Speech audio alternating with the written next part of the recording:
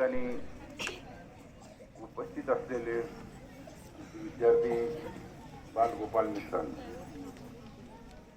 मी काही आता लंब तेवढं काही भाषण करणार नाही. आता हे लहान लहान पोरांनी चांगली डेअरिंग केली, या ठिकाणी हिंमत केली.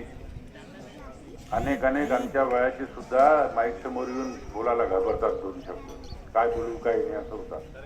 पण हे लहान लहान पोरं, ती एक लहानशी पोरगी पहिली सुरुवातीची पहिल्या दुसऱ्या वर्गात काहीतरी असते, त्यांनी येऊन इथं स्टेज समोर उभं राहावं, याला हिमतीला याला सुद्धा एक हिंमत लागते. आणि इतर विद्यार्थ्यांना त्याचं प्रोत्साहन मिळावा, त्या मागचं उद्देश असते.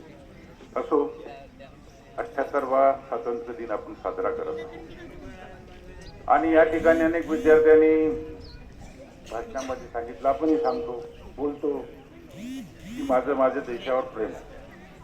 बोलण्याने प्रेम होते काय? आपण कुणी सांगितलं की माझं देशावर प्रेम आहे, बोलण्याने प्रेम नसते दाखवता येईल. कृतीमध्ये काहीतरी आपण केलं पाहिजे. मी एवढंच एक संदेश देण्यासाठी आपल्या समोर उभा आहे. आपण सगळे विद्यार्थी लहान पोरं आहात. देशप्रेम काय असते तुम्हाला इथून धडा जर शिकला तर मोठे होईपर्यंत त्याचा एक दृढता तुमच्या मनामध्ये निर्माण होईल. ते मी आजच्या प्रसंगी एवढाच संदेश देईल. आणि ते तुम्ही देशावर प्रेम करायचं आहे ना सगळ्यांना. इकडे बा माझ्याकडे गोळ्या बिस्किटाच्या नाद थोडा जरा. सगळ्यांना आपल्या देशावर प्रेम आहे ना तुमचं, आहे की नाही? पक्का देशावर भारतावर प्रेम आहे तुमचं? मग तो प्रेम आपण सिद्ध करून दाखवणार का? नक्की. ते सहज तुम्ही करू शकता. ती गोष्ट तुम्हाला सांगणार आहे सहज. आता पोरांकडनं काय अपेक्षा असते, जे ते करू शकतात ते सांगितलं पाहिजे. तर आज तुम्ही एक स्वातंत्र्य दिनी एक प्रण करा. स्वतःशी एक वचन घ्या की प्रत्येकाने एक झाड आपल्या घरासमोर लावलं पाहिजे.